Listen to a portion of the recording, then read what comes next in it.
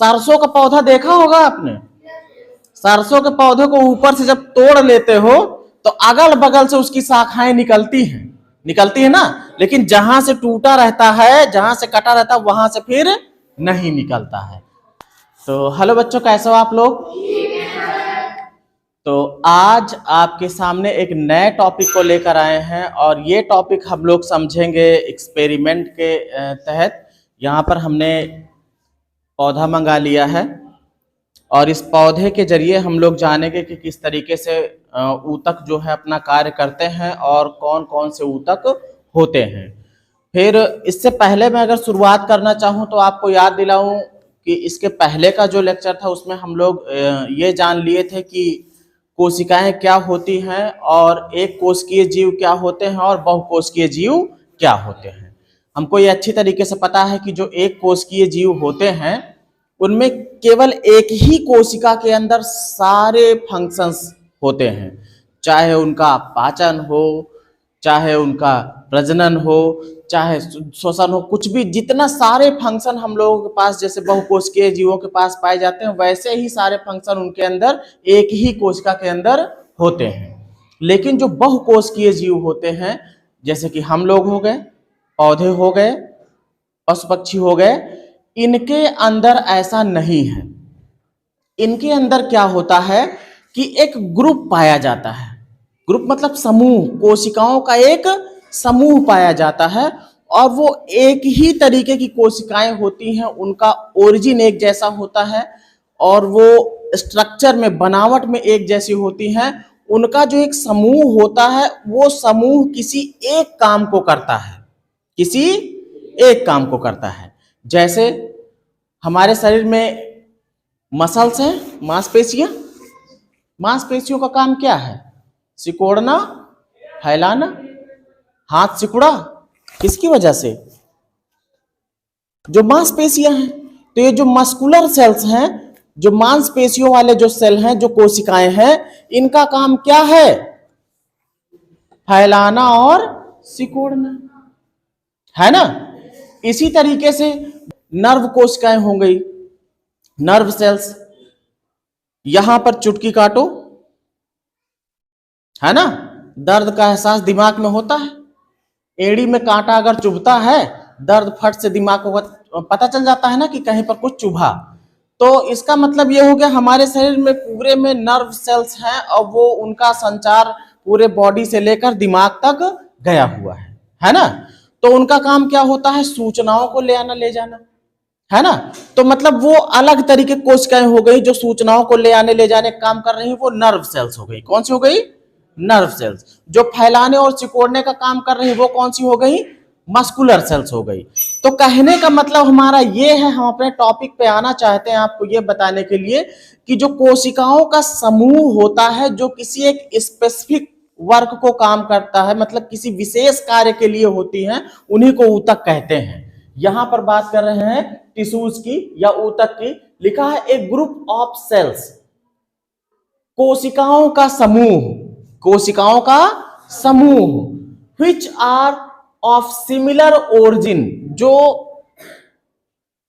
Similar का मतलब एक ही जैसे, सिमिलर मतलब क्या होता है? एक ही जैसे, मतलब एक ही जैसे वो उत्पन्न हुई है और एक ही तरह की उनकी स्ट्रक्चर है, बनावट है। परफॉर्म स्पेसिफिक वर्क, और किसी एक विशेष कार्य के लिए ही वो बनी है। बात समझ में आई?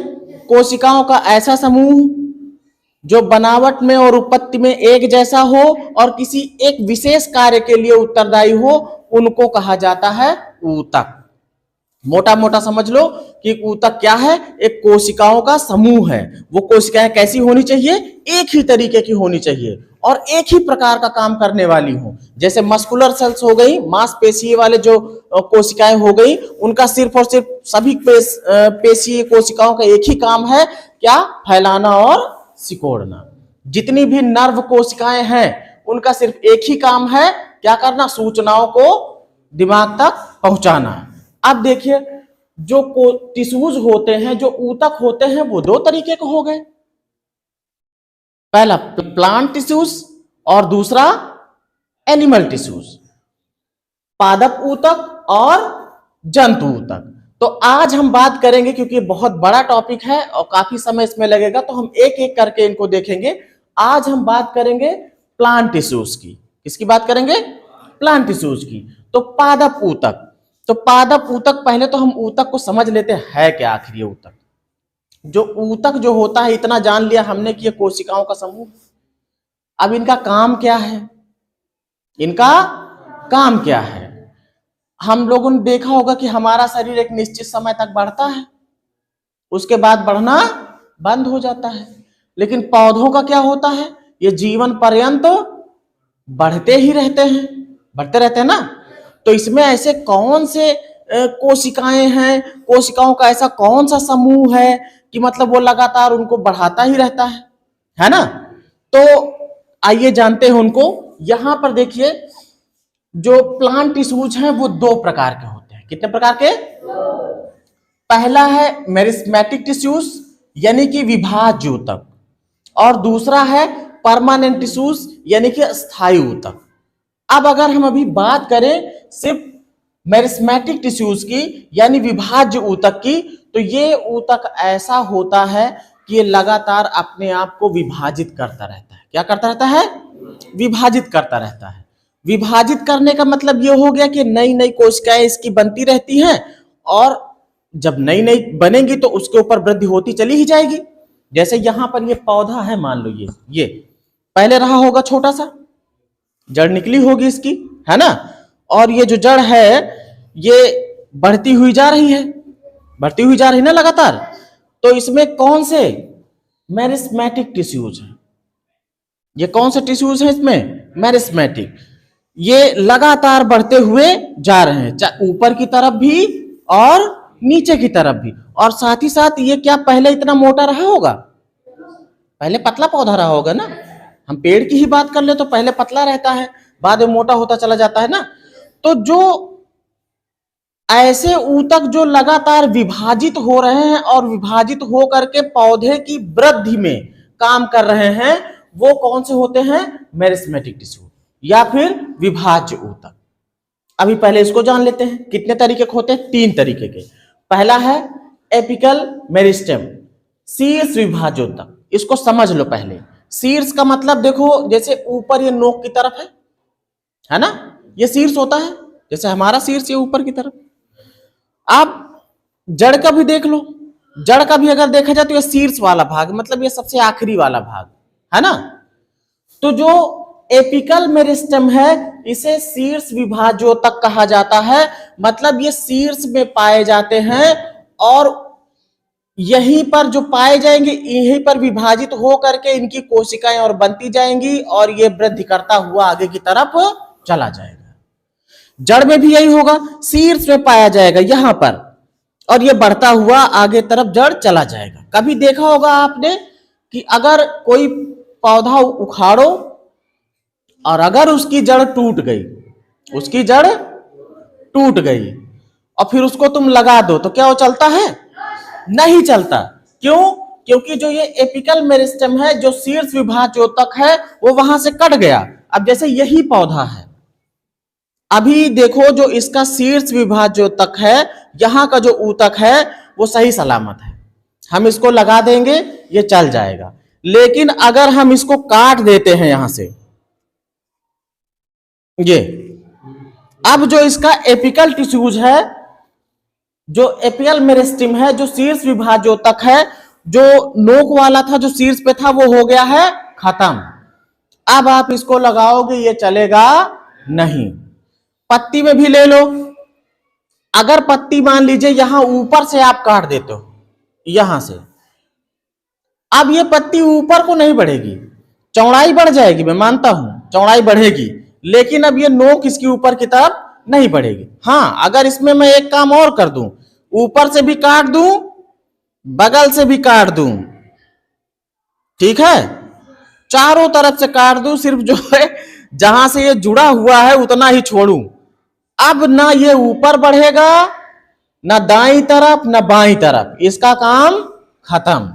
अब देखो यहां पर साफ साफ लिखा है कि पौधों के शीर्ष विभाग और जड़ों की कोशिकाओं में पाया जाता है और ये प्राथमिक वृद्धि के लिए उत्तरदायी होता है। प्राथमिक वृद्धि का मतलब ये हो गया कि शुरुआत की वृद्धि। कौन सी वृद्धि? शुरुआत की वृद्धि। अब जब शुरुआत में वृद्धि कर रहा था जो, उसको हमने दिया काट। अब अलग से यहां से जड़ें जो बची होंगी वो ग्रो कर सकती, वो बढ़ सकती, लेकिन ये वाली जड़ अब आगे नहीं बढ़ेगी।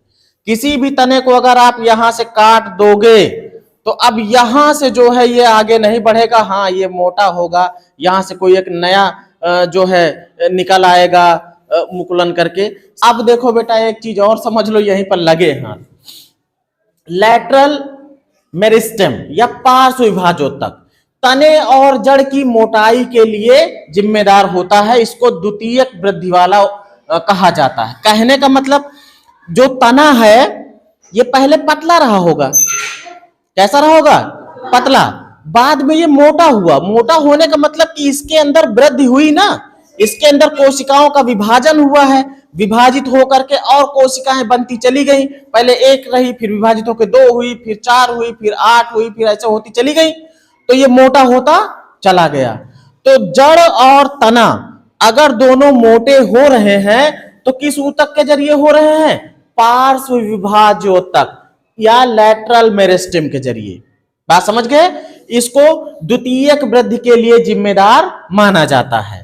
अब तीसरे नंबर पे आ गया है इंटरकैलरी मेरिस्टेम। ये देखो क्या है? अंतर्वेशी ऊतक। अंतर्वेशी ऊतक मतलब कि जो ना तो तने की मोटाई के लिए है, ना पत्तियों और शाखाओं की वृद्धि के लिए और जड़ों की वृद्धि के लिए है। ये एक नया काम करता है। कहीं पर भी कोई अगर गांठ है, उस गांठ से नई शाखा, उस गांठ से नई शाखा, देखा होगा जितने भी पेड़ होते हैं शाखाएं हर जगह से नहीं निकलती हैं। जहां पर गांठ बनती है वहीं से शाखाएं निकलती है ना। तो ये जो अंतर्वेशी ऊतक है या जो इंटरकैलरी मेरिस्टेम है, ये गांठ के पास नई शाखा और पत्तियों के लिए उत्तरदायी होता है। अब बेटा आ जाते हैं परमानेंट टिश्यू के तरफ। परमानेंट यानी कि अस्थाई। एक बार और उसको कह सकते हो कि ये अविभाज्य है। कैसा है? मतलब ये वृद्धि भी नहीं कर सकता। अब बात को समझो। जैसे मान लीजिए जड़ें इसकी बढ़ रही थी। क्या हो रही थी? बढ़ रही थी ना। ऐसे हमने दिया क्या? काट दिया ना, काट दिया। अब इसके विभाजन की क्षमता हो गई खत्म हो गई ना विभाजन की क्षमता। मतलब इसके अंदर जब विभाजन की क्षमता खत्म हो गई तो अब ये आगे बढ़ेगा भी नहीं। अब जब बढ़ेगा नहीं तो फिक्स हो गया ना, फिर वो परमानेंट हो गया। क्या हो गया? तो उसी को कहते हैं परमानेंट टिश्यू। जैसे मैंने पत्ती को इसको काट दिया था, इस शाखा को काट दिया था ना, अब यहां से ये क्या हो गया? ये परमानेंट टिश्यू हो गया। क्या हो गया? परमानेंट टिश्यू का मतलब ये हो गया कि जिसमें विभाजन क्षमता जो है, इसमें विभाजन क्षमता है, इसमें विभाजन क्षमता ना रहे, विभाजन क्षमता ना रहे। ये दो ही तरीके के होते हैं, एक सिंपल टिश्यूज और दूसरा कॉम्प्लेक्स टिश्यूज। सिंपल का मतलब कि साधारण ऊतक। साधारण ऊतक क्या करते हैं? आपने देखा होगा पौधे बहुत कठोर होते हैं, छाले उनकी रूखी हो जाती हैं, है ना। कुछ समय बाद जब परमानेंट टिश्यूज की संख्या ज्यादा हो जाती है तो पेड़ सूख भी जाता है, फिर और कठोर हो जाता है। तो पौधे में कठोरता कहां से आती है? इसी सिंपल टिश्यूज। परमानेंट टिश्यूज का एक पार्ट है सिंपल टिश्यूज या साधारण ऊतक। इसका काम क्या होता है? पौधों को कठोर और रूखा बनाना। पौधे जो कठोर और रूखे होते हैं वो किसकी वजह से? परमानेंट टिश्यू की वजह से होते हैं। परमानेंट टिश्यू में जो सिंपल टिश्यूज होता है, जो साधारण ऊतक होता है, उसकी वजह से पौधे रूखे और कठोर होते हैं। कॉम्प्लेक्स टिश्यूज ये एक तरीके का परिवहन का काम करता है, ले आने ले जाने का। किसको ले आना ले जाना है? भोजन और पानी की ही तो जरूरत होती है शरीर में, है ना। तो कहने का मतलब पानी और भोजन का परिवहन करना, ये दोनों अलग अलग हैं। ये जाइलम अलग है और फ्लोएम अलग है। जाइलम जल जैसा लग रहा, हाँ, तो ये पानी का परिवहन करेगा, जड़ से लेकर पूरे पेड़ के सभी भाग तक पहुंचाएगा। और अगर पानी जा रहा है तो उसमें खनिज लवण भी जा रहा है, जिंक भी जा रहा, उसमें सल्फर भी जा रहा, मैग्नीशियम भी जा रहा, पानी के अंदर पाया जा रहा ना सब, वो सब कौन लेके जा रहा? जाइलम। फ्लोएम नाम से ये फल जैसा समझो, भोजन जैसा है ना। भोजन यानी कि प्रकाश संश्लेषण की क्रिया में इसका योगदान होता है। तो आज हम लोगों ने जान लिया है कि टिश्यूज क्या होते हैं, कितने तरीके के होते हैं, और उसमें से हमने ये जान लिया कि प्लांट टिश्यूज कौन से होते हैं, ठीक है, और उनके भाग जान लिए थे। नेक्स्ट डे हम लोग जानेंगे एनिमल टिश्यूज। मिलते हैं फिर इसी तरीके की नई वीडियो में, अभी इतना है।